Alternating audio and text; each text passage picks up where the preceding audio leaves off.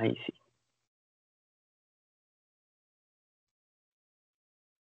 sí. Muy bienvenidas, bienvenidos a todos, a todas, a esta novena actividad de la agenda de fortalecimiento. El tema hoy día a trabajar, a presentar, son las principales reflexiones obtenidas en el primer Congreso de Educación Sexual Integral de Chile. Esta es una instancia organizada por la Fundación Chile Necesita ESI, y para nosotros como equipo es una temática que siempre ha sido bien relevante en relación a las necesidades que hemos detectado en los programas de formación. Es por eso que hace un par de años, en realidad el año pasado, a mediados del año pasado, lanzamos un documento con orientaciones para incorporar la perspectiva de género en los programas de formación, un documento que tuvo un proceso de validación, de pilotaje bien extenso, en el cual también hicimos harto hincapié en que pudiesen aplicar este material. Es un material que está disponible en estándaresdocentes.mineduc.cl, donde también están los materiales pedagógicos para incorporar los estándares dentro de las carreras. Por lo tanto, es un material que sigue vigente, que pueden utilizar. De hecho, les voy a mostrar rápidamente la página.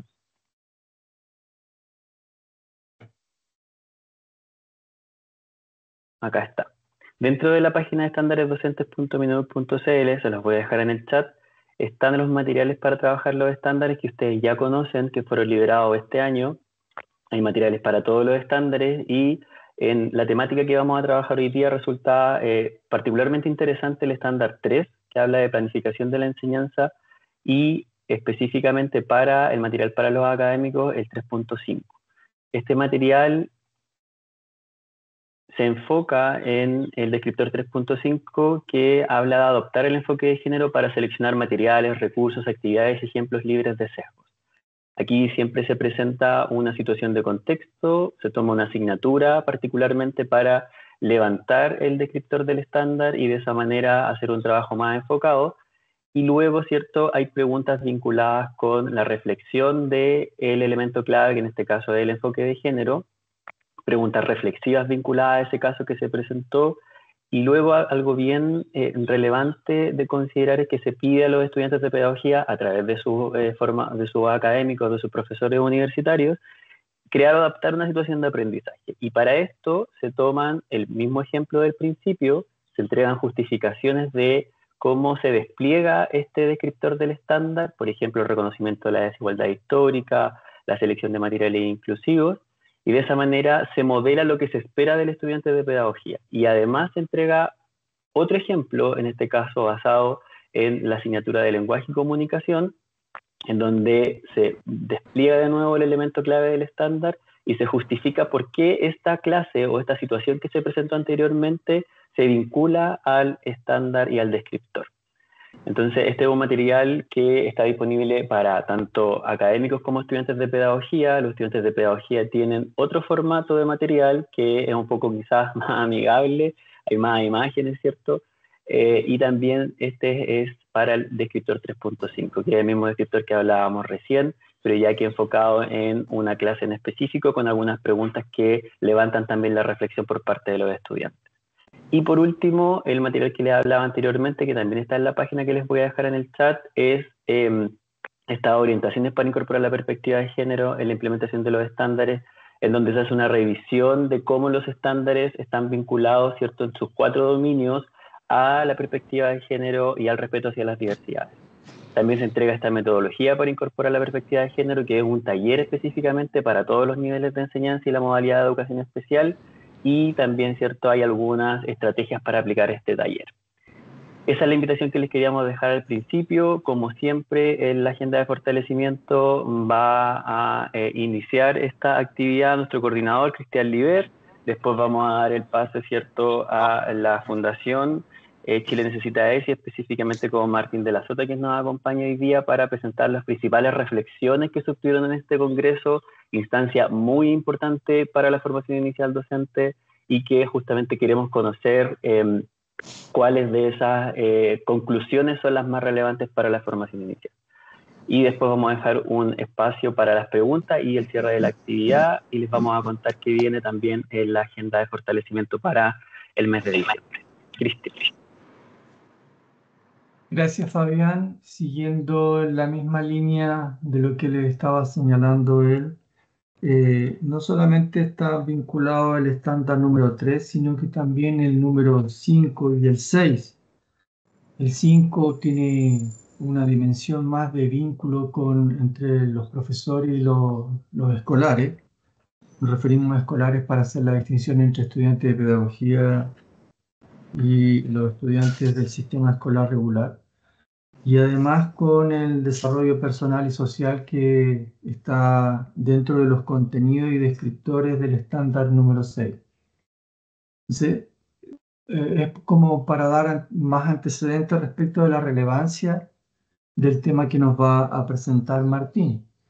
Y finalmente, señalar, para cerrar con mis palabras, la importancia de reunirnos durante todo este año mensualmente en esto que hemos denominado la agenda de fortalecimiento, que además de entregar contenido o dar señas respecto del desarrollo de distintos recursos para el fortalecimiento de la calidad de la formación inicial, como ha indicado Fabián, también tiene el propósito de recoger por parte de ustedes experiencias que puedan ser replicables en otras instituciones de educación superior, es decir, relevar y valorar las buenas prácticas que ocurren en distintas universidades y que, por ejemplo, a propósito de la Evaluación Nacional Diagnóstica que se va a realizar la próxima semana, podemos detectar también a través de los resultados y los niveles de logro que presentan los estudiantes de distintas casas de estudio.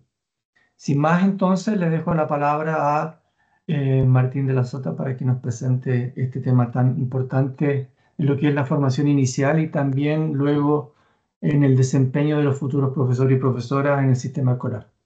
Gracias, Martín. Súper, muchas gracias. ¿Me escucho bien? Te escucho bajo, la verdad. O yo te escucho bajo. A ver, ahí sí, mejor. A ver ahora.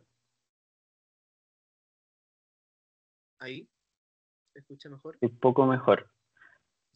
Pero no tan bien. Ahora sí. Ya. Súper. Y voy a compartir pantalla.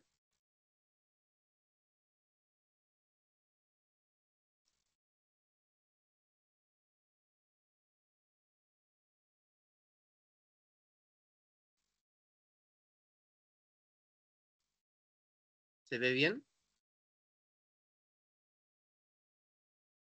No sé todavía. Ah, está cargando.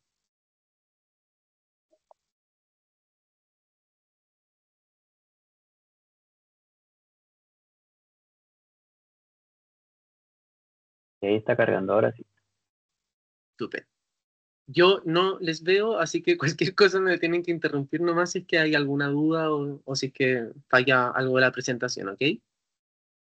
No hay problema. Y tratemos de dejar las preguntas para el final, pero claro, si hay algo muy necesario, podemos ahí levantar la mano, ¿cierto? Y escuchamos a la persona. Bacán, muy bien.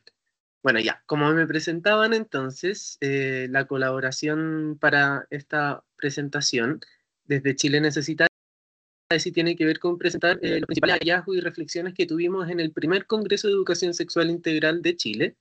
Eh, como hecho anecdótico, la fundación nace primero como una organización estudiantil en la Universidad Católica y estábamos peleando precisamente por lo que nos convocó hoy día, era la incorporación de la educación sexual integral dentro de la formación profesional.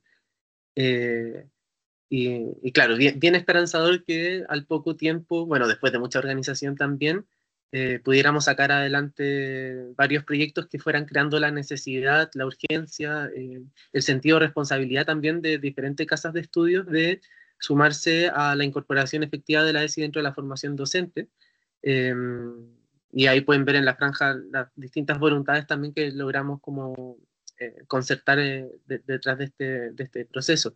Y la idea de haber hecho un congreso y no otro tipo de proyecto, yo creo que tiene que ver con también mostrar que hay suficiente evidencia también de lo que ya se está haciendo, una comunidad amplia entre académicas, sociedad civil y personas trabajando en comunidades escolares también, que ya estamos llegando quizás a algunos consensos sobre lo que es necesario avanzar en educación sexual integral.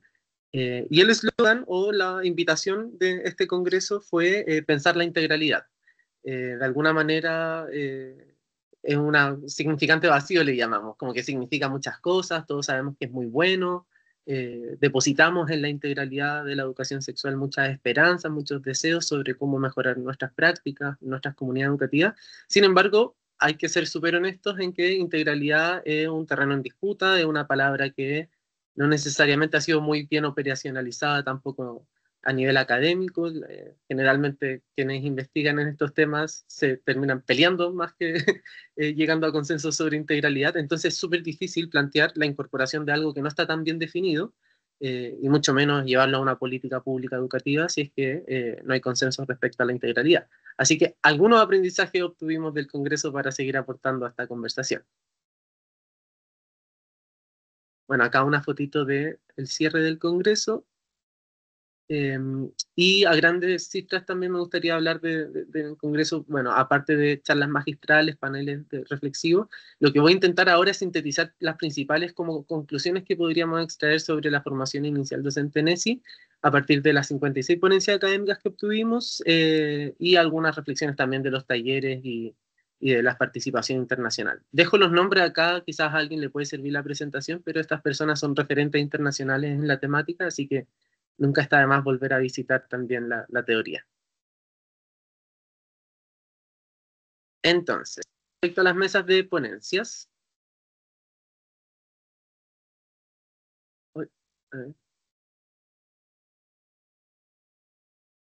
Ahí estamos. ¿Ven bien o no?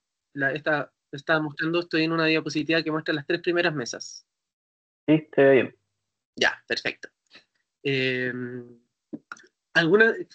Primero, decir de que las postulaciones a las mesas de ponencia no fueron necesariamente en torno a formación inicial docente. Estamos hablando de personas que trabajan en educación sexual integral en diferentes flancos y espacios, pero quisimos extraer acá algunas conclusiones que podrían servir para la ESI y su formación inicial.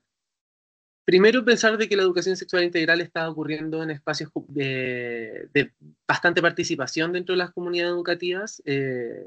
Este es como una especie del estado del arte, ¿no? Es bien difícil pensar que hay una sola persona trabajando en los centros educativos en la educación sexual integral, sino que más bien emergen a través de procesos de participación muchas veces conflictivos, ¿no? Dentro de pugnas con apoderados, con malestar docente y también estudiantil. Por lo tanto, el enfoque comunitario para pensar la ESI estaría siendo como primordial para entender también cómo está emanando, ¿no? Como pensándolo también como un movimiento social o algo que está irrumpiendo ciertas necesidades del modelo educativo que no están del todo cubiertas. La ESI en general es una demanda bien engañosa porque no es tan generativa de cosas nuevas, sino más bien viene a hacer síntesis de varios esfuerzos que ya se han venido haciendo. Por ahí mencionaba la perspectiva de género dentro de la formación docente, pero también hay otros procesos respecto a la pedagogía y la didáctica de las ciencias naturales, formación ciudadana, perspectiva de derechos humanos, inclusión, convivencia educativa, es decir, es una ensalada de muchas demandas que se entrelazan con la sexualidad. También pensar de que las comunidades educativas no son herméticas a transformaciones sociales respecto a género, por ejemplo, a la disputa política que significa la educación sexual hoy en día a nivel país, y de alguna manera van permeando también la escuela. Y finalmente las políticas públicas pudimos revisar de la educación sexual integral. Y esto es interesante, ¿por qué? Para pensar la ESI. Primero, porque docentes describen no sentir estar recibiendo la herramienta o haber recibido durante su formación las herramientas necesarias para poner en práctica contenidos de sexualidad en contextos específicos, en contextos sociales. Más bien, normalmente la ESI es una rememoranza a lo que yo recibí o mis primeras experiencias significativas en sexualidad, donde podría transmitir ciertos límites hacia mis estudiantes, pero no para necesariamente incorporar contenidos sexualmente explícitos, ¿no? de la contingencia. Con esto me estoy refiriendo a fenómenos emergentes en redes sociales, fenómenos como OnlyFans, las pornografías que proliferan, ¿no? en los grupos de WhatsApp de los mismos estudiantes. Es súper complejo y sensible tematizar problemáticas sexuales actuales, y la formación inicial parece no estaría dando herramientas para aquello. También pensar la formación docente no solamente en términos prácticos de temáticas de sexualidad, es decir, como en contenidos, hasta cuándo o hasta dónde vamos a poder educar en estos temas, sino también como un proceso clave de la identidad docente, Muchas veces hay temáticas de la sexualidad propia que aprietan el zapato, cada uno ahí también tiene que saber hasta dónde están sus límites, pero es un gran desafío que el cuerpo docente no pueda presentarse también como sujetos sexuados al momento de hacer clases, y es súper desafiante, ¿no? Un temor principalmente, y esto es súper transversal entre las personas que presentan o trabajan en ESI, tiene que ver con la misma sexualización de parte de los estudiantes que te pueden hacer a ti como docente o figura adulta a cargo al momento de hablar este tipo de temáticas, ¿no? Entonces, cómo se va moldeando la identidad docente también es un gran desafío para pensarse como educador sexual o un docente que está disponible para ejercer alguna arista de la ESI cuando corresponda. Y finalmente también estas mesas nos dejaban como reflexión pensar e ir a retomar lecciones históricas en educación sexual integral. Esta no es una demanda nueva que se le haya ocurrido a un grupo de jóvenes o que esté asociado necesariamente a una agenda política, sino que la historia de Chile tiene muchísimas iniciativas en educación sexual, acorde a su tiempo, según los contextos que estaban en ese momento, adecuadas al sistema educativo que en cada momento de la historia presenta necesidades en torno a educar en sexualidad, pero lo importante es ir a recuperar esa historia. Cada disciplina tiene su propia historia y la educación sexual está bastante silenciada, entonces también esta sensación de yo me presento en una sala de clases para hablar de sexualidad y tengo que inventarlo todo desde cero, es falso, pero es por también una historia invisibilizada de ya intentos y avances que han ocurrido. Otras mesas que revisamos, por ejemplo, oportunidades curriculares, pensar la educación sexual integral no como una asignatura extra o pendiente que esté faltando, sino una oportunidad de transversalización de temáticas de sexualidad a lo largo del currículum. Por ahí me voy a pedir después en específico las presentaciones de cada de estas mesas, porque habían cruces interesantes sobre hasta qué punto el currículum en orientación, por ejemplo, está cubriendo contenidos de educación sexual integral, o qué oportunidades se puede ver en el plan lector escolar para promover ciertos valores de la ESI, etc.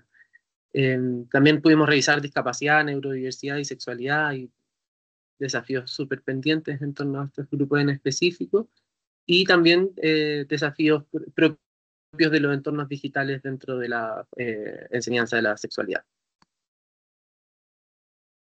Entonces, estas mesas, ¿de qué nos sirvieron para pensar la formación inicial docente? En primer lugar, como cuando hablábamos de transversalización curricular, lo que proponían las mesas que las ponencias es que si bien se puede hablar de algunas bases de alfabetización en sexualidad, ¿no? Conocimientos sobre género, corporalidad, genitalidad, reproducción, eh, procesos más culturales también de la sexualidad, lo que está costando, lo que está fallando la formación inicial docente sería en el desarrollo de habilidades para la gestión y apropiación del currículum. Eh, Muchos profes lo describen como una jaula, ¿no? Como o una camisa de fuerza, y lamentablemente tenemos que reconocer la sexualidad como una frontera de lo que es educable y lo que no es educable en el sistema educativo, ¿no? Como la misma pauta que mostraba Fabián, que me parece una herramienta excelente. Claro, se puede problematizar a través de inclusión de las diversidades o a través de temáticas de género, pero lo sexualmente explícito no va a ser utilizado como ejemplo y probablemente pocas personas se animen a poder incorporarla dentro de sus propios estándares, o sea, o al momento de evaluar sus estándares. Entonces, también es complejo pensar cómo la formación inicial docente se puede hacer cargo o puede ir corriendo el cerco de qué de lo sexualmente explícito de las vivencias, estoy hablando de consentimiento sexual, por ejemplo, o de la prevención del abuso, son contenidos que pueden ser incorporados en el currículum. También reconocer la discapacidad como un enfoque de trabajo, no solamente como un grupo específico para una intervención propia, ¿no? Como si existiera una sexualidad específica de las personas con discapacidad, sino más bien ir reconociendo enfoques de acceso universal y barreras estructurales capacitistas dentro del trabajo con familias y profesionales externos. Y finalmente comprender los procesos de socialización sexual. En el sentido de que dentro de la formación inicial docente, cuando se alcanzan a abordar estas temáticas, si es que los planes la incluyen, aparece una sexualidad bien fría, descorporalizada, ¿no? Que está presente en un modelo anatómico, que está presente en algo que es diferente, o en algo que yo tengo que ir a gestionar, pero no necesariamente como una sexualidad viva que está en constante socialización, ¿no? Que se va construyendo dentro de nuestras comunidades también. Y ahí es particularmente curioso que sí nos atrevamos a hablar de la socialización sexual en los espacios digitales, entendiendo que es un mundo bastante contaminado con violencia sexual, con contenido sexualmente explícito digital, mediático, pero en los espacios terrenales, ¿no? De interacción directa, la sexualidad esté bastante más callada. Entonces, ¿cómo lo hacemos para avanzar en alfabetización digital? Que pueda reconocer los riesgos de la sexualidad, pero al mismo tiempo reconozca también que niños, niñas y adolescentes interactúan sexualmente en redes sociales, y cómo no, si somos sujetos sexuales de manera ininterrumpida. Quiero avanzar rapidito para alcanzar, es que tengo mucho que contarles, está todo demasiado interesante, pero tengo que alcanzar a mostrarles todo un poquito. Entonces, avanzando con las mesas de educación continua, práctica y experiencias de inclusión de las diversidades sexogenéricas, y cómo hacemos de la ESI algo plausible en tiempos de política antigénero. Algunos puntos para pensar la formación inicial docente. A ver, ahí está. Comprender que la educación superior es un espacio que aún no incorpora la ESI, y eso tiene efectos claros en la preparación del profesorado para los desafíos en el ejercicio docente, pero también yo invito a pensarlo desde cómo la misma educación superior se transforma, no solo cuando tiene ESI dentro de la malla curricular de las pedagogías, sino cuando sus estudiantes, como sujetos que habitan, que también tienen necesidades de adultos jóvenes, ¿no? Principalmente, tienen ESI dentro de su propia trayectoria vital, ¿no? Entonces, como la misma convivencia de la educación superior y las políticas de bienestar estudiantiles universitarias, por ejemplo, radicalmente se transforman cuando la ESI es tematizada, ¿no? Y esas son experiencias vitales también que acompañan lo que hablábamos antes, la identidad docente, que podrían, yo creo, ser incluso más significativas que la clase o la no clase de ESI dentro de alguna asignatura. También como gran desafío es la gestión de la agencia de los propios estudiantes dentro de las prácticas, o sea, dentro de las actividades o propuestas pedagógicas que se pueden hacer en sexualidad, principalmente para problematizar prácticas y creencias propias de los mismos docentes, eh, y también para hacerle como justicia a la integralidad de la educación sexual, ¿no? Que propone su propia didáctica, así como en las matemáticas o en el lenguaje. Eh, Algo, la educación, las ciencias de la educación, y ahí también la psicología evolutiva y del aprendizaje nos dice mucho, ¿no? Sobre cómo generar distintas secuencias didácticas, por ejemplo, sobre cómo evaluar correctamente, o qué es esperable a ciertas edades, o formalizaciones de niveles educativos. La sexualidad, al parecer, también podría avanzar hacia allá, ¿no? También te podría desarrollar su propia didáctica, también necesitaría de sus propias herramientas, materiales educativos, eh, y para, al menos en sexualidad, quizás en otras asignaturas no es necesario, pero en sexualidad sí es necesaria la agencia de los propios estudiantes, ¿no? ¿Cómo hacemos que la experiencia sensitiva, las experiencias emocionales, personales, biográficas del estudiantado se hagan presentes dentro de la sala de clases, respetando los límites, ¿no? Generando una cultura de sexualidad integral, y para eso claramente esas herramientas tienen que ser parte de la formación docente. Y finalmente, ya que hablábamos de políticas antigénero y tiempos difíciles para avanzar en esto, también se hablaba mucho de cómo hay acá un quehacer de micropolítica educativa, ¿no? De saber tener alianzas para poder resistir cuando sea necesario, para poder sostener decisiones pedagógicas en entornos hostiles. Es decir, yo puedo tener todas las intenciones del mundo, pero si es que eso va a amenazar mi puesto de trabajo, si es que eso va a amenazar mi relación con la familia, si es que eso va a romper mi alianza pedagógica con mis estudiantes, bueno, prefiero seguir escondiendo el tema bajo la alfombra, ¿no? Eso es bien paradójico dentro del sistema educativo. Temas que sabemos en los que tenemos que avanzar, si es que avanzamos en ellos, el temor a retroceder o a que se nos derrumbe nuestro espacio de trabajo es grande. Entonces, cómo un profesor puede presentarse como un experto en toma de decisiones pedagógicas, incluso en entornos hostiles, también sería parte de una necesidad de la formación inicial docente. Esto lo digo en el entendido de que queremos avanzar de manera un poquito más profesional y sostenida en educación sexual integral. Todo esto también se podría resolver con una asignatura de ESI optativa en pedagogía y ya está, para cumplir con el check, pero sabemos que en la práctica los desafíos son mayores. ¿Cómo voy de tiempo, Fabián? Mira, te quedan 15 minutos, 20 máximo. Ya, es que les traje también los resultados de una encuesta que hicimos, así que yo creo que voy para allá.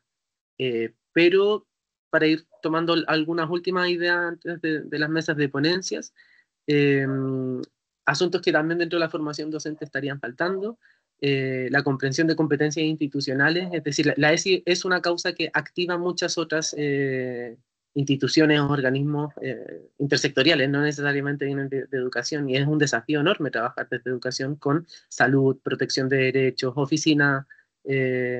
oficinas locales de niñez, por ejemplo, formación ciudadana, decía antes, ¿no? Espacios comunitarios. De hecho, es muy común que desde educación nos lavemos las manos y tiremos la sexualidad hacia el sector salud, y eso tiene sus pros y sus contras, eh, pero lo que está claro es de que docentes dicen que les faltan en el fondo como habilidades un poquito más de gestión educativa más que solamente pedagógica, ¿no? Y también cuando hablamos de un currículum dentro de la formación docente para incorporar temáticas tan sensibles como diversidad sexogenérica, acompañamiento ante situaciones de vulneración, enfoque crítico, perspectiva de derechos humanos, se habla de la ESI como una posibilidad, una herramienta para profesionalizar procesos de enseñanza y aprendizaje, debido a que en sexualidad se improvisa mucho, ¿no? Por lo tanto, hay que generar instancias de práctica donde la reflexión ética, el análisis de casos, metodologías insisto, de lo sexualmente explícito se pueda poner en práctica. Así también como la revisión crítica del currículum oculto, ¿no? Eso yo creo que ya está un poquito más socializado. Sabemos que muchas veces nuestras prácticas, nuestras creencias se nos cuelan dentro de nuestras prácticas.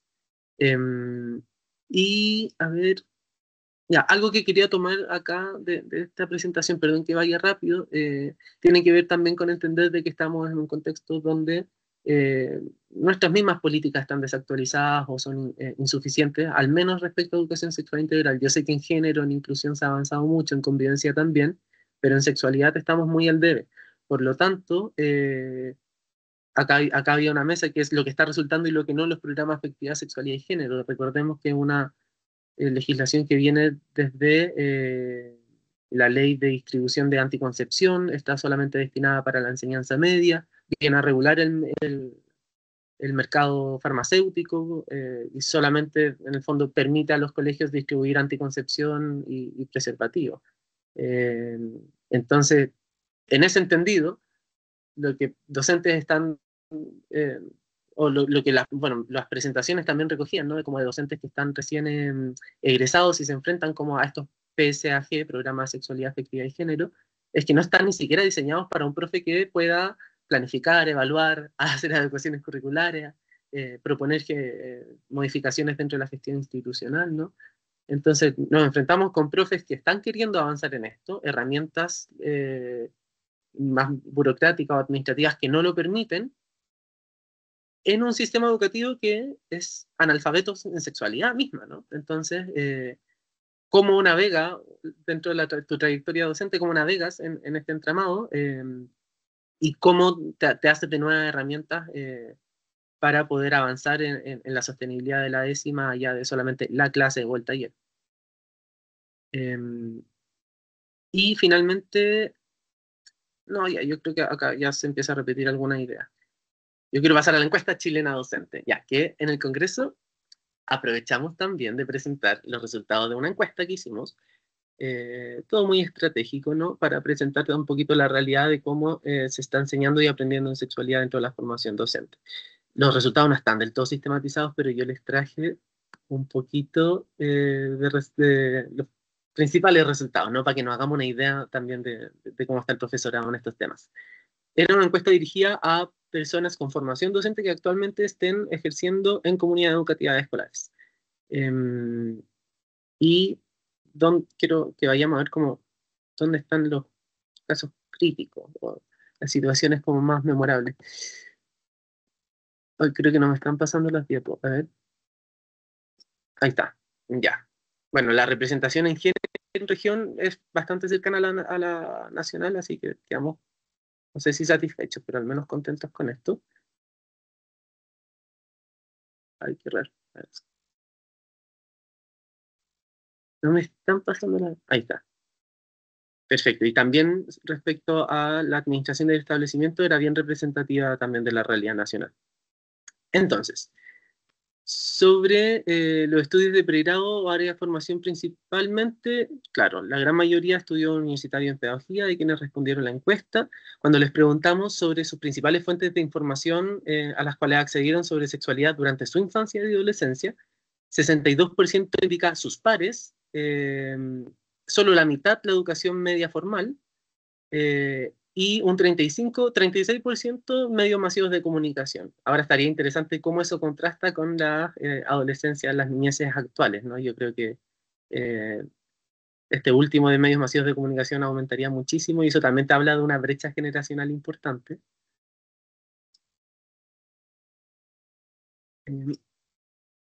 Cuando les preguntamos qué tipo de preparación recibió sobre afectividad, sexualidad y género, 36% de los encuestados no tuvo formación durante su formación docente en estos temas, y a la vez casi la mitad de los encuestados solo accedió a autoformación o no tuvo formación en el tema. O sea, vemos también un profesorado que reporta no haber tenido formación sistemática en afectividad, sexualidad y género cuando se está formando para ser profe.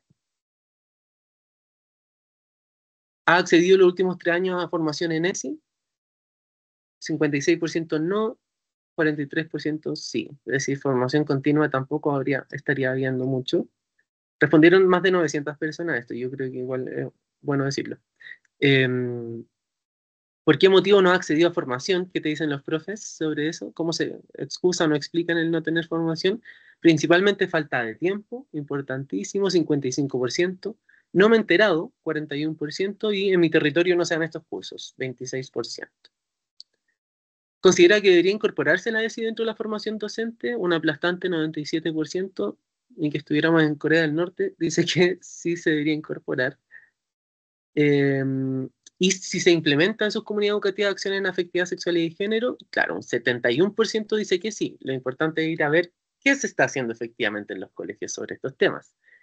Principalmente actividades conmemorativas, 76%, y acá yo debo decirlo inmediatamente y también por los aprendizajes del Congreso, conmemorar, celebrar de vez en cuando 8M, el Día en contra de las Violencias, el Día de la Visibilidad, etcétera, es muy positivo, te va marcando de alguna manera tu espacio, tu comunidad educativa, pero no es para nada cercano a lo que entendemos por integralidad, ¿no? Que son estrategias sostenidas y que no solamente aparecen cuando hay temáticas socialmente significativas, sino que entiende que es un derecho de estudiante estar constantemente formándose en sexualidad.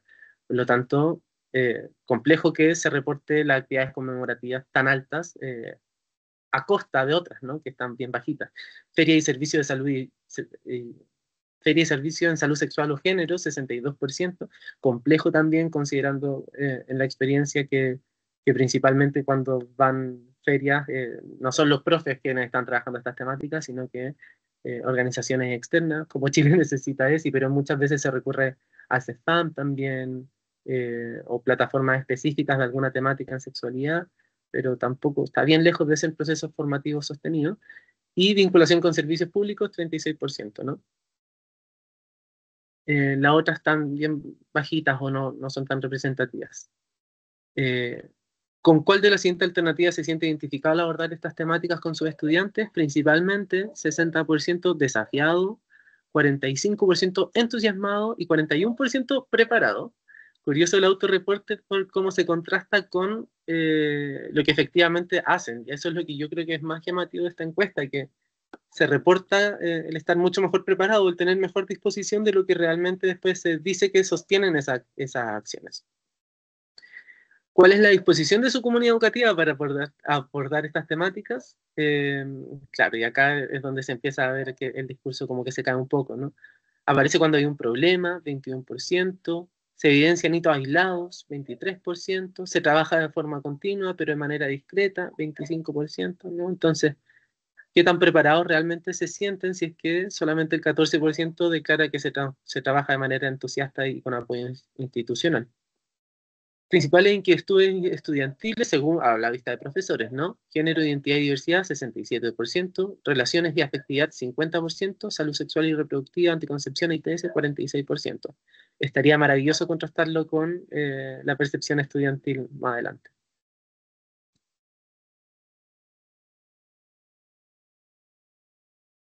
¿Cómo describiría el apoyo de su dirección?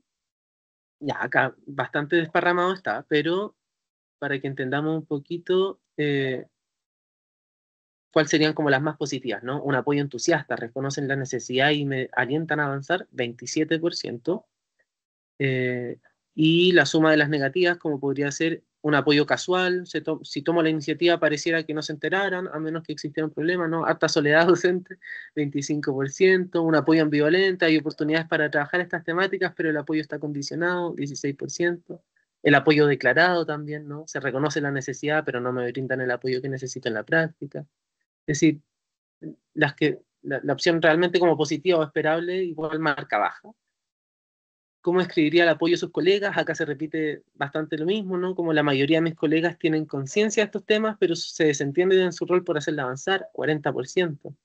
La mayoría de mis colegas tienen conciencia de estos temas y ponen de su parte, es un 33%. Entonces, al igual que el anterior, sobre el apoyo institucional, sería más o menos un tercio que califica como óptima el apoyo y un 2 tercios, 66% en la sumatoria como negligente, aislado, insuficiente. ¿Cómo evalúa el apoyo material del Mineduc en ESI? Atención, CPIP, ni buena ni mala el 50%, buena y mala más o menos empatada en 20%, muy buena, muy mala ya un poquito más marginales. Estaría bueno ir a entender también qué están entendiendo por apoyo del Mineduc en ESI también. Eh, claro, esta pregunta igual es bien general, pero está bueno saber de que en el fondo es más bien como apática la relación que tienen con el material del Mineduc. Ha trabajado activamente, y ya con esto voy a cerrar, que creo que es lo más como decidor de toda esta encuesta. Si ha trabajado activamente con familia de NESI, 85% no lo ha hecho, 15%, 14% sí lo ha hecho. Y de estas personas que sí lo han hecho, que es un grupo bien específico, que dicen que han trabajado con familias, les fuimos a preguntar qué tipo de acciones han hecho con familias. 44% no ha realizado acciones específicas, o sea, probablemente lo han podido hablar en alguna reunión o se han coordinado para aquello, pero no han desarrollado nada puntual. Y claro, charlas o talleres para familias 38, entrega de material informativo 29, y lo que uno esperaría o lo que la formación inicial docente también debería poder desarrollar en habilidades para el profesorado son espacios de codiseño de proyectos en afectividad y sexualidad. Y acá estamos en el 5% del pobre 24% que ya les mencionaba que sí han trabajado con familias. Por lo tanto, ahí estaría el desafío. Cierro con una pequeña frase que nos gusta decir siempre, que la educación sexual integral no estamos para nada inventando la rueda, hay muchas cosas que ya están hechas, lo importante es hacerlas girar y para eso formación inicial docente pareciera ser uno de los grandes motores pendientes. Me he caído. Muchas gracias, Martín. Estamos súper bien en el tiempo, así que gracias por eso igual. Vamos a dejar estos 15 minutos para preguntas, comentarios. Me imagino que igual hay hartas personas que quizás participaron de este congreso, de alguna de las mesas. Sería interesante escuchar también y ampliar quizás alguna de estas visiones, sobre todo vinculadas, ¿cierto?, a la formación inicial docente, que es el área que nos compete actualmente. La presentación, si es que Martín nos autoriza, también la vamos a compartir junto con la grabación para que tengan esos antecedentes. Tatiana, tienes la mano levantada, activa tu micrófono, cuéntanos desde dónde te conectas y cuál es tu pregunta o comentario. Hola, buen día, ¿se escucha? Sí. Y bueno, agradecer por supuesto este espacio y agradecer a Martín por su acción, ¿cierto?, en Redesi y consultar a raíz de que, bueno, me encuentro haciendo mi tesis de magíster y que apunta precisamente a la formación inicial docente en educación sexual integral. Así que quería consultarle a Martín si cabe la posibilidad de poder tener este análisis o resultados de la encuesta que realizaron. Súper, sí. Esta la estamos ordenando para poder lanzarla ya desagregada para que también te sea más útil también para tu trabajo. Súper, muchas gracias. A ti. Gracias, Tatiana. También, Martín, bueno, lo conversábamos en la organización previa a esta actividad. Creo que hay un documento también que va a sistematizar el trabajo de las mesas o en general del Congreso. No sé si nos puedes contar un poco de eso y ahí pasamos a la pregunta de Guillermo. Ya, bacán. Ya, sí, lo que pasa es que lo activista se me sale por los poros. Yo le intento poner harta seriedad a esto, pero también tengo harto ímpetu en hacer que esto se transforme en una causa de sensibilidad social. Eh, es la única manera que me imagino de que también la ESI puede seguir avanzando. Entonces, también me lo tomo muy en serio. El Congreso va a tener una sistematización, una relatoría de cada una de las mesas de ponencias, y estas van a quedar plasmadas en una revista docente. Y la revista la vamos a distribuir. Yo creo que hay que priorizar la educación pública y lo SLED, pero también sería interesante, si es que logramos el financiamiento para hacerla llegar también a las universidades o a los centros de formación profesional, estaría buenísimo. Sobre todo porque esta revista va a promocionar lo que va a ser el primer día por la educación sexual integral en el país también, instalarlo como una efeméride, una fecha en la que desde nuestros distintos espacios de trabajo podamos discutir en torno también a lo que ya se ha venido haciendo. Así que eso, yo creo que 2026, anoten, se viene el Día de la ESI y la revista docente. Gracias, Martín. Guillermo, cuéntanos desde dónde te conectas y cuál es la pregunta o comentario. Hola, muchas gracias por la palabra. Bueno, soy profesor, educador del programa propedéutico de la UMCE, y al igual que Tatiana estoy realizando un magíster en educación y estoy tratando de abordar el tema de las representaciones sociales en torno a la masculinidad que tienen profesores y equipo docente. Y precisamente mi pregunta va apuntada un poco a esto. Si es que esta encuesta que se hizo, que me parece muy interesante, los resultados que muestran y se condicen un poco con lo que también la literatura va mostrando, si existe desagregación por género. Porque, por ejemplo, me llamó mucho la atención la lámina que mostraba las fuentes de información. Entonces había una que hacía alusión como a la salud, al ginecólogo. Entonces los varones, heterosis sobre todo, no tienen esas oportunidades de formación o de información o fuentes de información respecto a la ESI. Entonces te preguntaba si es que existe como, para cerrar la pregunta, desagregación por género en torno a esta encuesta, porque sería interesante.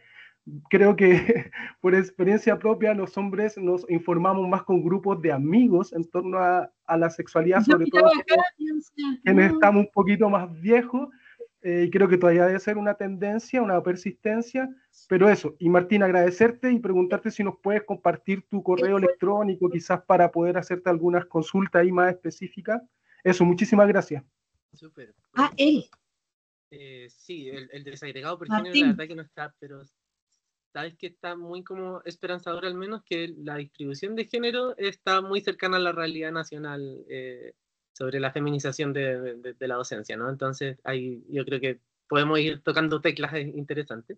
Y también agregar que al menos en el Congreso también conversamos sobre las temáticas de las masculinidades, las nuevas masculinidades que le llaman.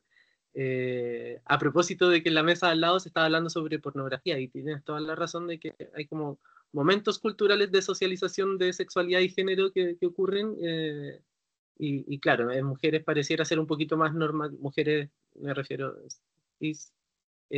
podrían haber momentos como más normativos respecto a la menarquia, por ejemplo, o a la consulta ginecológica para la anticoncepción, mientras que varones la socialización sexual estaría bastante más determinada, ¿no? Como por la pornografía, la masturbación, aspectos menos acompañados pedagógicamente también, ¿no? Y ahí el sector salud no entra como si entra con la regulación de la fertilidad. Entonces, al parecer, algo mal estamos haciendo ahí también, y explicaría que el interés por la ESI también sea principalmente de mujeres y disidencias, ¿no?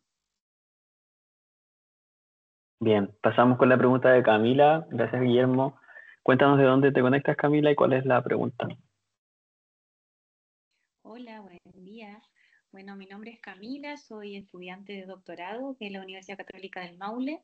Estoy en mi primer año de esta especialidad, y estoy estudiando, o mi propuesta de proyecto es creencias de los profesores de educación básica sobre la educación sexual y cómo impacta desde este concepto, ¿cierto?, de la integralidad, que muy bien decía Martín, que es muy complejo, ¿cierto?, de comprender, de definir. Y lo que quiero preguntarle a Martín, bueno, entre paréntesis, tuve la oportunidad de ir al Congreso, estuvo muy buenísimo, 10 de 10, desde la organización, la calidad humana del equipo, de verdad que lo destaco y espero que este otro año sea mucho, mucho mejor y que más personas puedan asistir porque realmente uno que trabaja en estas temáticas, ¿cierto? Que son un poco controversiales, que a pesar de que hace años se vienen mencionando desde lo curricular, desde un poco lo normativo, uno se siente muy acompañado. A mí me pasó mucho eso de sentirme acompañada en el Congreso. Y bueno, si mi pregunta, lo que quería preguntarle a Martín es sobre algún autor, no sé, autor empírico o quizás corporativo que aborde el constructo de educación sexual. Porque hasta el momento lo más sólido que he encontrado es el de la UNESCO. No sé si tú, Martín, de hecho me reuní con Anita Tovar hace unos días, que tú también, por supuesto, conoces muy bien. Yo hice ahí, traté de hacer todas las redes que pude y también se lo consulté, entonces llegamos a la misma conclusión. De igual manera te planteo la pregunta por si tú me pudieras dar ahí alguna luz de a quién leer, a quién buscar. Sí, buenísimo. Hay un libro que se llama Debates, Tensiones y Objetos Emergentes. Escucha, hice orden recién, así que no sé dónde lo habré dejado. Pero es del Alberto Hurtado, se terminó de publicar, yo creo, el 2021 o 2022, y es un compilado de distintas reflexiones en torno a cómo la educación sexual es problematizada en los últimos años. Los editores son Nicola Reyes y Reyes Pase, no sé cuál es el nombre de pila, pero está interesante eso porque reconocer de que la integralidad como constructo aparece en el marco de políticas de desarrollo humano internacionales a través de organismos de Naciones Unidas, ¿no? En el marco de los derechos humanos, nos permite entender también de que bajo la idea de integralidad, y muchas veces en su traducción comprehensive del anglosajón, se han tomado muy malas decisiones o que están muy lejanas a lo que nosotros entendemos por integralidad como algo más virtuoso, ¿no? Integralidad en los Estados Unidos por mucho tiempo fue entendida como una parte más humana de promover la castidad, ¿no? Entonces, desde un enfoque prohibista, moralista, penalista del sexo prematrimonial, la integralidad pasaría a ser un argumento un poquito más enfocado en el bienestar, según ellos, para decirte como, no, pues es que eso rico es bueno, es más rico cuando tú esperas. Como prácticas de abstinencia más humanizadas, ¿no? El mejor sexo es el que uno tiene cuando está enamorado. Y la pareja única estable en la vida te asegura una composición familiar, qué sé yo, acorde a llegar a la vejez tomados de la mano y enamorados, y mira qué lindos los abuelitos, ¿no? Como varios aspectos de la romantización también binaria que conocemos. Entonces, creo que sabiendo de que la integralidad tiene ese pasado, en Latinoamérica al menos, creo yo que tenemos una oportunidad porque irrumpe la ESI como una agenda de defensa de los derechos sexuales y reproductivos, aparece mucho más sucia, aparece mucho más morena, más mestiza también, como ir a reconocer que en Latinoamérica hubo prácticas eugenésicas, ¿no? Y la educación sexual integral es para que nunca... o sea, tiene otro cariz. Las movilizaciones feministas era ESI para que se eduquen maricas trans y lelas en las escuelas, ¿no? Entonces, esa es la integralidad, al menos yo, a la cual adhiero, que creo que puede ser muy distinta al norte global, y por eso digo, integralidad está en disputa, y también pensar una ESI a la chilena, ¿no? Que es como un poco lo que proponemos también desde la Fundación, es pensar una educación sexual que atienda nuestras propias necesidades educativas, que puede estar dentro de los márgenes de políticas internacionales. Claro, UNESCO nos entrega, no estoy mirando en menos a UNESCO, y el enfoque de derechos humanos obvio que es necesario, pero también hay elementos como de contracultura sexual que tenemos que incorporar si es que reconocemos que estamos en un espacio tan normativo, ¿no? de nuestra sexualidad. Muchas gracias. Lo último. Lo que me hablabas de San Alberto Hurtado. Debates, tensiones y ¿qué más? ¿Habías dicho el nombre? Como es debates, tensiones y objetos emergentes, una cosa así. Ya, vale, lo voy a Y buscar. Gracias, Martín. ahí dejó Martín en todo caso el correo de la fundación, se pueden comunicar después, ¿cierto? Esta instancia genera también esa apertura a la conversación y bien relevante también lo que tú señalabas con respecto a cómo se va generando esta identidad docente, esta identidad universitaria también, porque son distintos los proyectos formativos y cada proyecto tiene ahí su enfoque o su tensión también respecto a lo normativo y a lo que ocurre realmente en las carreras de pedagogía y después, ¿cierto?, se traduce quizás en lo que pasa en la escuela. Ana María, ya por el tiempo sería la última intervención. De todas maneras, ¿cierto?, queda la puerta abierta para conversar de estas temáticas junto a Martín a través de la Fundación. Nosotros recordar que tenemos una agenda de fortalecimiento bien activa mensualmente, así que pueden haber otras instancias para nosotros bien relevantes dentro del contexto político que se da hoy en día. Por lo tanto, aprovechar también las instancias que tenemos hoy para poder conversar de estos temas. Ana María, cuéntanos cuál es tu pregunta y desde dónde nos acompaña. Súper. Bueno, muchas gracias por el espacio. Cortito. Ana María Espinosa, de la Facultad de Psicología de la Universidad del Desarrollo. Tengo una pregunta para Martín. Bueno, agradecer la presentación, la temática, etcétera.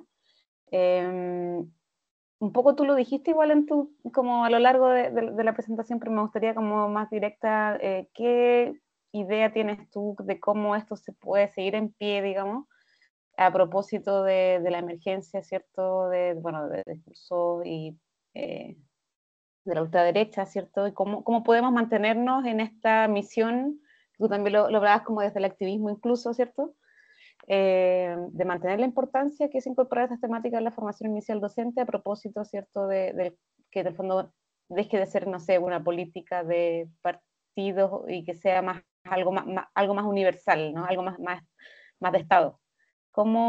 ¿Qué reflexión nos puedes compartir en relación a eso, que yo creo que es una preocupación igual que está surgiendo ahora en los últimos meses, tiempos, o en este año en particular de elecciones, me refiero? Eso. Perfecto, sí. Bueno, hoy son varias cosas, pero creo que, a nivel como más político, estratégico sobre cómo avanzar en la educación superior, creo que esto de poner todos los huevos en la canasta de una ley en sí nos puede perjudicar muchísimo, porque actualmente tenemos instrumentos para avanzar en sexualidad y su pedagogía en comunidad educativa y en educación superior. La ley que viene a regular la prevención, o sea, la violencia sexual en los espacios universitarios, pucha, ya, ahora está en una fase muy latera que es llenarnos de protocolos y tramitar denuncias. Pero ¿dónde están las políticas de bienestar o de prevención? Eso es, ¿no? Quizás no siempre toma el nombre de sí, pero tenemos donde avanzar. Entonces, cuando uno llega como con la ley perfecta que tiene todo lo que queremos, ahí es donde, claro, otros sectores se asustan porque en el fondo, ¿por qué me lo vienen a imponer o por qué me lo vienen a hacer obligatorio? Y ahí es donde se generan, abrimos debates en los cuales no siempre tenemos tanta preparación para salir ganando, ¿no? Y en términos más como discursivos o como más de la disciplina misma de la ESI también, creo que hay temáticas que son de toda justicia, de que es muy difícil que alguien se pueda oponer, ¿no? Como la ESI es la principal forma de detener, detectar y reparar el abuso sexual infantil. No solo porque es una herramienta como de pesquisa dentro de tu sala de clase, sino también porque es la forma de dejar de educar a hijos sanos de la cultura de la violación, ¿no? Entonces, también como sacar el énfasis tanto como en las víctimas o como las enfermedades y los embarazos no deseados que derrumban familias y la infidelidad que desarma relaciones, y como que nos vamos siempre en lo malo de la sexualidad y como que la ESI viene a defendernos o a cubrirnos de eso, sino más bien pasar argumentalmente hacia el lado positivo, ¿no? Como la ESI, ¿qué promueve? ¿Qué sí promueve? ¿No? Como niños que conocen sus límites, relaciones de pareja responsables, ¿no? Como una vida más placentera. Y ahí es donde también creo yo que nos podemos enfocar mucho mejor a investigar y a practicar también. O sea, ¿cómo yo puedo comprobar de que la ESI detiene el abuso sexual infantil? Chuta, como yendo a trabajar con población vulnerada, pues. Y eso es mucho más complejo de lo que puedo demostrar si es que estoy trabajando con niños, varones de 10 años, fácil, ligerito, en una interacción pedagógica te van a empezar a contar como la pornografía nefasta que están viendo. Entonces, ¿cómo yo puedo trabajar, involucrar a sus familias para, no sé, alfabetizar digitalmente, para distinguir una fake news, por ejemplo? Y ahí sí tenemos oportunidades pedagógicas que son mucho más ventajosas, y que la ultraderecha, como si es que llega a estar en contra de eso, bueno, también yo creo que hay que sacarlos al pizarrón. Entonces, ¿qué educación sexual usted propone? Hace poquito decían como, no, nos vamos a poner a la ESI o las vamos a desmantelar, y no sé, yo estaba dando una entrevista como que se viralizó, como, ¿de qué ESI van a desmantelar si no tenemos ESI? Entonces está re interesante también sacarlo al pizarrón y que puedan decir qué educación sexual quieren promover ellos. Y de a poquito se van a ir derrumbando falsas polarizaciones, creo, por un lado. No estamos tan en desacuerdo en varias cosas. Y aquellas donde sí tienen una agenda valórica, yo creo que para nada es del gusto del general de la población. O sea, nadie quiere que se le vayan a meter en la cama a decirle qué cosas tiene que hacer y no hacer. Yo creo que no estamos tan mal ahí. Súper, muy Gracias, interesante. Martín. Solo quería cerrar con porque algo que a mí me daba vuelta era como esto, quizás vincularlo como algo mucho más amplio y menos debatible, ¿cierto? Que es, no sé, el enfoque de derecho, lo que tú también mencionabas antes, y desde ahí, claro, ir viendo los puntos en común y el rol de la evidencia. No sé si Sí. algo dijiste también. A pesar de que... La participación de las familias también, yo creo que muchas veces hemos demonizado a la familia como sujetos que se van a oponer a la ESI, y de nuevo como ir a pensar en la tierna, en no esperar nada malo de la gente y darse cuenta también que una persona que tiene 60, 70 años está al cuidado de sus hijos, sus nietos, que no tuvo educación sexual en su momento, o sea, tiene muchas más heridas por reparar que opiniones políticas válidas, la verdad. Entonces también ir a educar a esas familias creo que es fundamental. Bien, muchas gracias Ana María por esa última pregunta que se vinculaba bastante con esa reflexión final que también le iba a pedir a Martín respecto a cómo veía también cierto quizás rol de cada uno de nosotros también dentro de la temática, pensando que, claro, las personas que están acá quizás están más sensibilizadas con el tema y que dentro de sus espacios laborales, académicos también pueden ir generando este cambio o mantener que sea un tema relevante, ¿cierto?, en el paso del tiempo. Ya para terminar, entonces, le agradecemos mucho a Martín desde la Fundación Chile Necesita ESI, a todas las personas que se conectaron. Vamos a compartir la presentación a las personas que se inscribieron para esta reunión, y queremos aprovechar también, antes de que ya nos desconectemos, contarles las próximas actividades de la agenda de fortalecimiento. El martes 9 de diciembre por fin vamos a tener el lanzamiento parcial todavía de los recursos disciplinarios para carreras de pedagogía. Recuerden que además de estos materiales pedagógicos que les comentábamos al principio, estamos ya terminando la revisión de este proceso bien extenso que ha sido construir materiales para distintas disciplinas, específicamente educación básica con todas sus subdisciplinas, es decir, lenguaje, matemática, historia y ciencias. Y para la carrera de educación matemática en enseñanza media, lenguaje en enseñanza media, química, física también, ¿cierto?, que entran en este primer gran grupo de disciplinas que van a tener estos materiales a su disposición. Así que el martes 9 de diciembre vamos a hacer un lanzamiento muy breve en una de las actividades de la agenda de fortalecimiento para contarles también la plataforma en la cual se van a alojar estos materiales, específicamente materiales para académicos, formadores de formadores. Y ya para el cierre de la agenda de fortalecimiento, el martes 16 de diciembre, vamos a cerrar con una temática no menos relevante, que es la FIDE en contextos rurales. Ya ahí nos va a presentar la Coordinadora Nacional de Educación Rural, la nueva política de educación rural que se lanzó hace poquito, y también vamos a tener la colaboración de un equipo de la Universidad Católica del Maule que va bien avanzado en respecto a el tema de la educación rural, ¿cierto?, en formación inicial, así que va a estar muy interesante este cierre de la agenda de fortalecimiento con esta temática que para nosotros también tiene una importancia en todo la cercanía, digamos, que hay en relación a la formación inicial y cómo impacta un poco la formación en educación rural en este contexto. Cualquier duda, cualquier comentario también, no olviden, ¿cierto? Está mi correo ahí, fabian.valdebenito@mineu.cl. Levantar algunas experiencias para el próximo año también es importante para nosotros. Vamos a dar ese espacio, así que si alguien quiere usar la agenda de fortalecimiento para compartir, vi que había muchas personas, ¿cierto?, conectadas que están investigando sobre este tema, también pueden pedirnos, ¿cierto?, el espacio dentro de la agenda para contarnos en qué van sus investigaciones, etcétera. Así que ahí está la invitación. Y con eso ya damos por finalizada entonces la actividad 9 de esta agenda de fortalecimiento. Les agradecemos a todas las personas que se pudieron conectar y en especial a la Fundación Chile Necesita ESI, ahí representada por Martín. Eso sería. Muchas gracias. Que estén muy bien. Gracias a ustedes. También. Chao. Chao. Gracias. Chao, chao. Muchas gracias. Gracias. Luego. Gracias. Muchas gracias. Muchas gracias.